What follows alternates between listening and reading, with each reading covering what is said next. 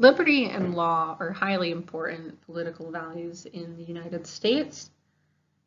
These values have been upheld through a variety of different wars, such as the War of 1812, the Civil War, the battle at the Alamo. That was more so for Texan independence, but reflected the value of freedom and this revolutionary spirit that exists among many American citizens. And we can look at the Indian Wars, the Plains Indian Wars throughout much of the 1800s. Okay, so now let's ask ourselves, so what? So what do these wars about freedom have to do with anything? What do social contract theorists have to do with anything? Why are we talking about the Enlightenment? Well, it's important to understand these things as we go through this course so we can understand why the US government exists the way it does now. There's a reason to it. Let's say there's a method to the madness of why America functions the way that it does. And if we can sort of understand how and why early American history exists the way that it did, and why things unfolded the way that they did, we can understand more so what is going on in American politics today. So as I stated, American values, they focus heavily on freedom and liberty. However, in practice, it's about balance. So it's this balance of freedom versus peace and everybody getting along. So we all want to be free, but we do need to live in a society where it's not the wild, wild west, where people are shooting each other and acting like crazy people. We have this sort of balanced political realm in the United States in a variety of different ways. It's not only liberty versus law or freedom versus social order. We also see this balance between state and federal rights, majority rule versus minority rights. So we give emphasis to the population that has majority, but we also want to keep in mind our minority rights as well. And also another one that comes up is national security versus privacy. So we all remember with the Patriot Act and with the NSA that the United States government took it upon themselves in the wake of terrorism throughout the world that it was important to see what Americans were up to, but how much right does the government have to infringe upon our privacy? Maybe we don't want the government or big corporations to know everything about us, but of course we want to have a secure nation. So these two dualisms, these freedom versus social order, state versus federal, these two conflicting things, they work as a way to sort of balance American politics. And it's up for debate how much this does balance things, or does it just create some degree of chaos? That's sort of up for you to decide and to interpret on your own.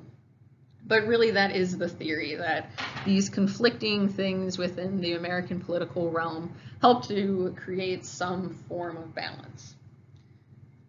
So as I stated, American political values, they're full of contradiction. If you have one view, you have the opposite in almost every realm. And to sum up, how do these rabble-rousing freedom lovers, these people that are crying, "Remember the Alamo," how do they justify the creation of a government? Well, again, so without giving up some freedoms, one may lose all of them. And natural rights need to be protected. The natural law is protected through the government. But the level of government involvement that's needed for that protection, that is up for debate. That is one of the key debates that we have in American politics today. How much government should be involved, really? So let's look at this diagram here. All right, we see liberalism, populism, libertarianism, and conservatism. We've all heard of liberalism and conservatism. They are on different sides of the spectrum in this chart, but we can add in two more quadrants here: libertarianism and populism. So liberalism, this is the idea that the government will help to promote equal economic outcomes. And it's the government that sort of helps keep balance in society. Conservatism, they use the government in a more limited way. There's kind of the same concept. Both use the government to restrict people's bad behaviors, let's say, and to keep society working in a smooth fashion. But the way they go about doing this is done quite differently. So liberals, they seek to use taxpayer money to provide some form of public goods to everybody, whereas conservatism, they more so would look at social evils or ills being solved by the community level or the family level instead.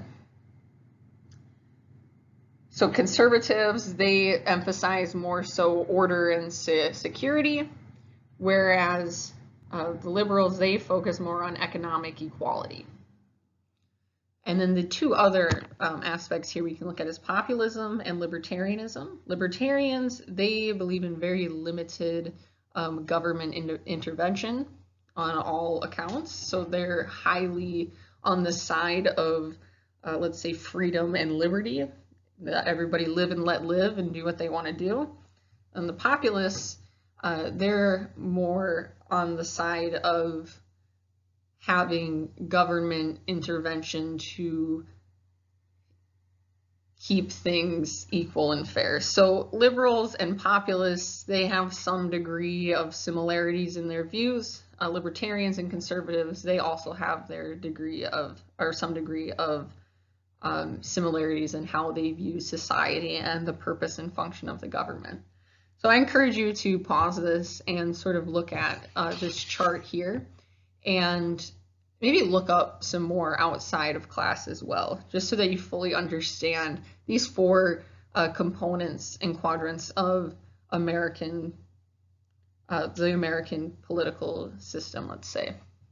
And if we see this box here in the middle that says moderate, it's worth noting that most Americans identify as moderates. Most people are not extremists in any of these four components. Most are sort of in the middle, or that's how they view themselves anyway.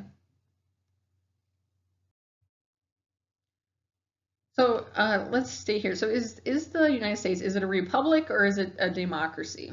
So technically, the United States is a representative democracy. That means that the people's power is limited, and so is the power of the representative. So power is limited on all accounts.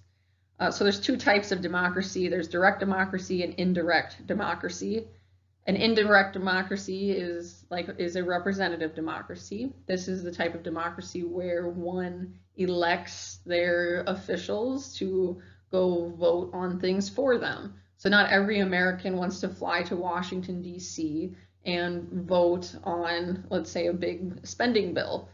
We leave that up to our representatives. But in the U.S., at a more local level, it is much more direct in how we vote on things. You vote directly on, you can vote on something that might have to do with the school in your district, for example.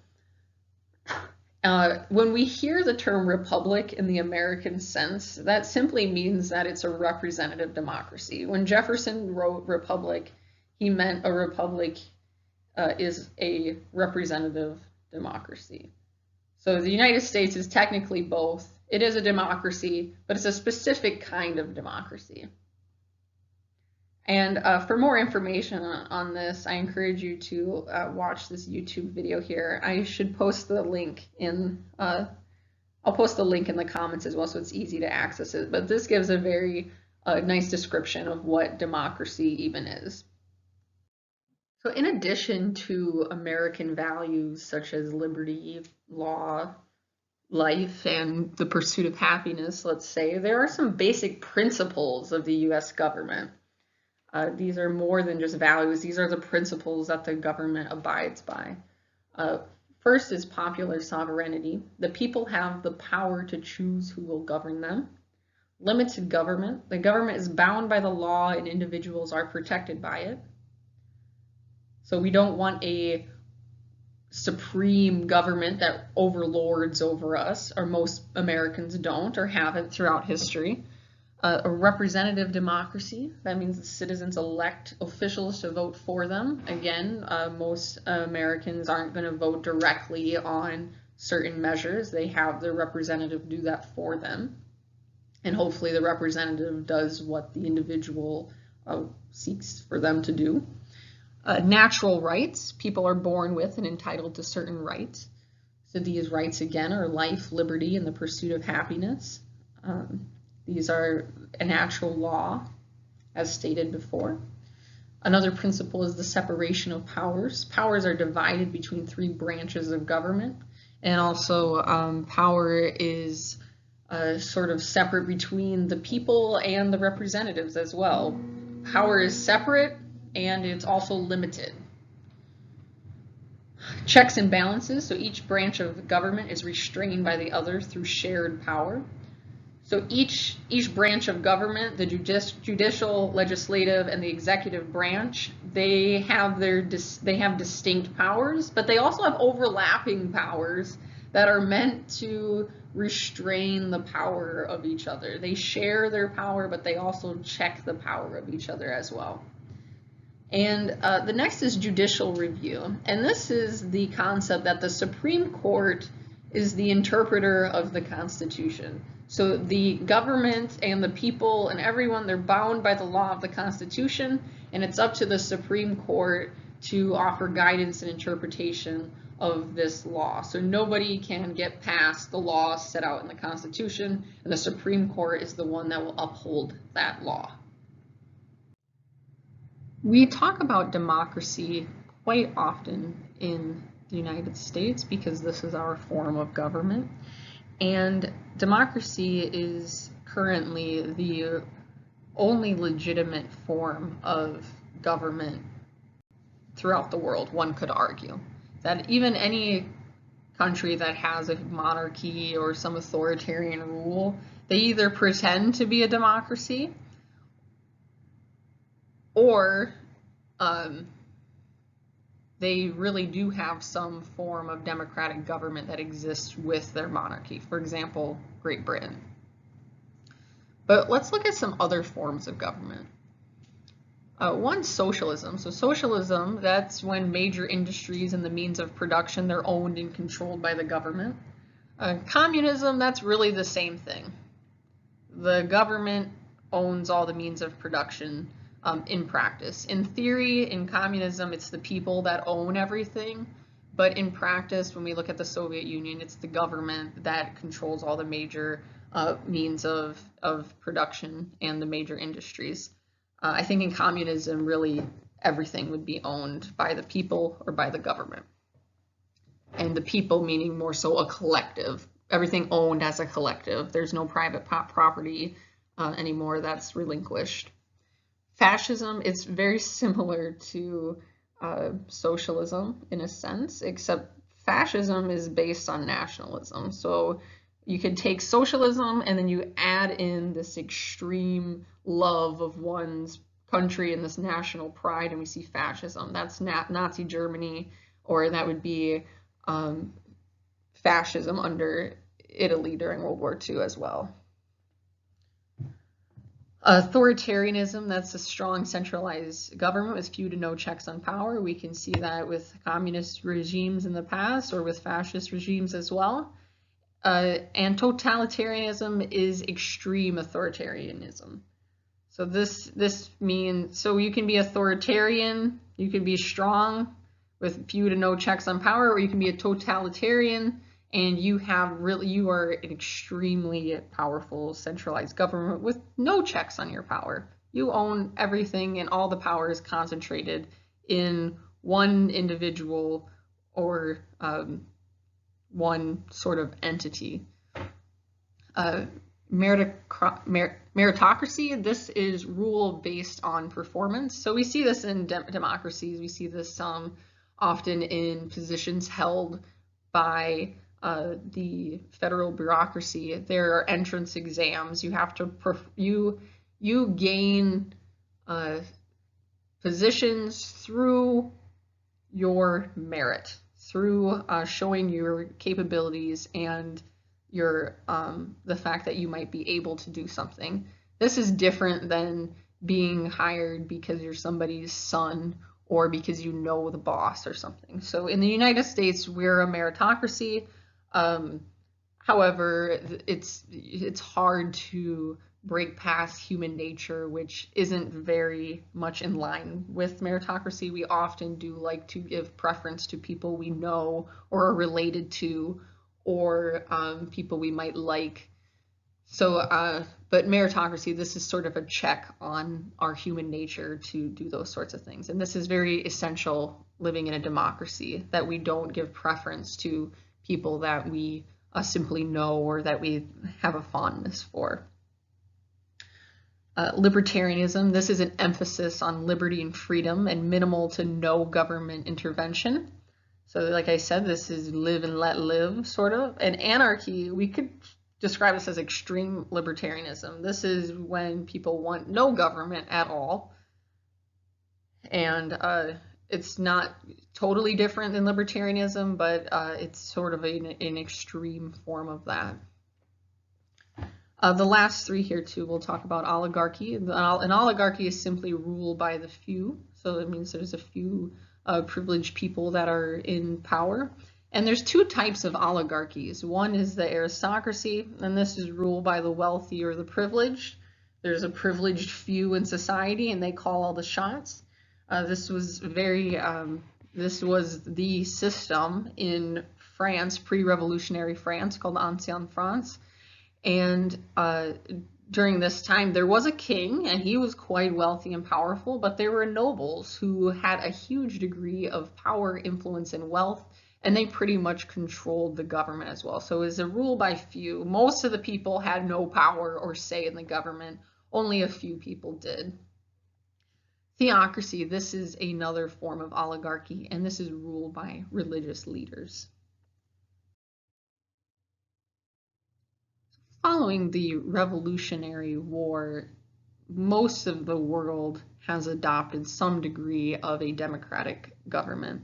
So I encourage you to have a look at this map here. It shows the different forms of government throughout the world in 2018.